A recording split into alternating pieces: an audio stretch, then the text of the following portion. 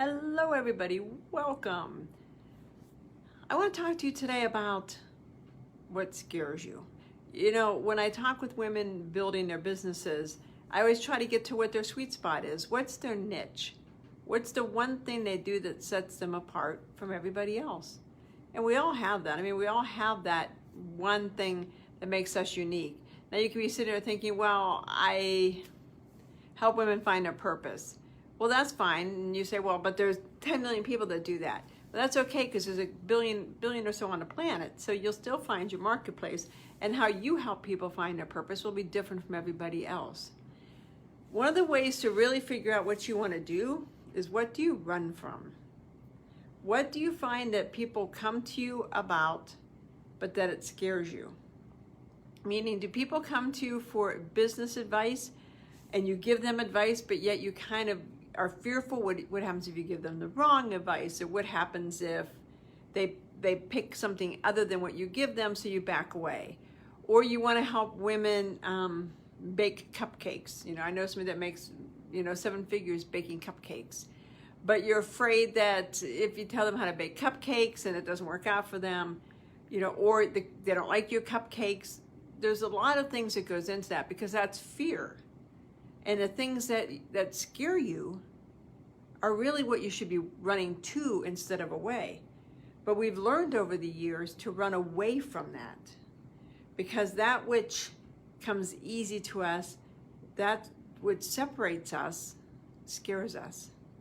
Now, for example, when I coach women on business strategies and business growth in their sweet spot, I can see their sweet spot usually before they do.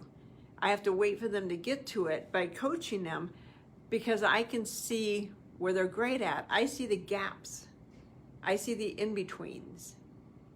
That's what I do. Now, a million people will help women find their sweet spot, but I do it through intuition. I do it through questions and answers. But I ran from that for a long time, because I thought, it just comes too easy, and things that come that easy can't be what I'm destined to call, but in reality it is. So when you're looking at where you want to focus on, whether it's in life or business, whether it's starting a new business or changing jobs or applying for promotion, what are you really good at? What comes easy? Because that's your gift. And everybody has a gift. Everybody has something to share.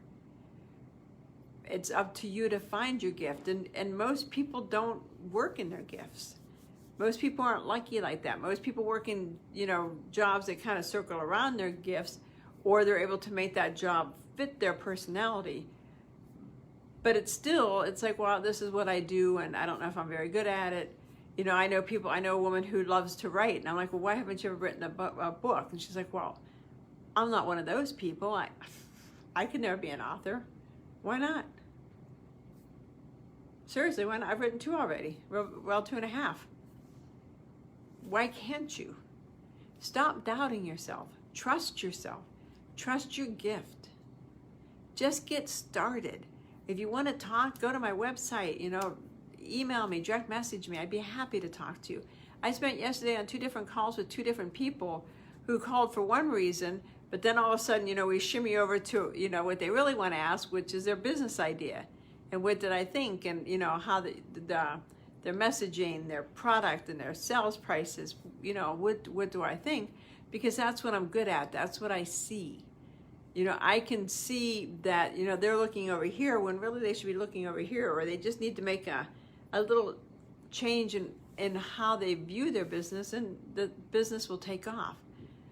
But again, we doubt things that come incredibly easy to us. We doubt that which just, when somebody says, how do you do it? I have to tell them, I don't know. I just do. It's just who I am. And it took me a lot of years to realize that that's an okay answer. I don't know why, but I'm good at it. I had a friend when I was growing up that was a great pianist, and she had applied to Juilliard. I mean, she was fantastic. If you asked her, how do you do it? She'd be like, I don't know. I sat down one day in front of the piano. We grew up together, so I know this is fact because I watched it. She sat down in front of the piano one time and, played chopsticks, and, somebody plumped a songbook in front of her. She hadn't even taken classes. It was just a songbook that somebody put at her house for somebody else in the house that played the piano, and she flipped it open, seriously, just flipped it over, went, and played it. Had never played piano.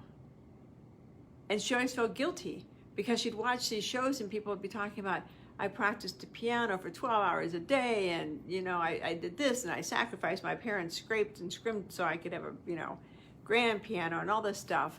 And she would just sit there and literally just get the book and just flip through it and be able to play it.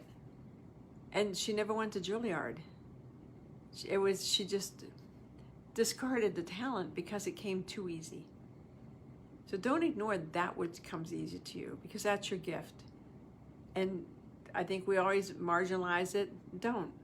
Sit down with it and say, what comes easy to me? What do my friends come to me about the most? If I sit down and say, what question do I get asked the most? It's a business. Is this the right, we focus in the right area? Do we have the right customer? Are we charging the right prices? Do you think this business will work? That's what people come to me for, because that's what I see. So sit down with your gift and accept it. Don't turn down Juilliard because it came too easy. Don't turn down your future because it comes too easy. And if you want any help, as I said, direct message me. If you're looking to start an online course, this is the time to start an online course. Virtual digital economy is going crazy right now. And if you're looking to retire, if you're looking to switch to your what's next, the best thing to do is get an online course up and running. You can get an online course up and running in a day. It seriously is that easy. Do some tapes, hook it up to PayPal, put on your website, you're off and running. But if you're not sure what you want to focus at in your online course, check out my website, KarenBarno.com, and check out my roadmap to building your online business. It's a $97 course, and it'll take you through everything you need to know to build your online business and get you rocking and rolling. So when we get to 2021, please, let's get there fast. When we get to 2021, you're up and running and ready to go. Talk to you guys later. Have a great day.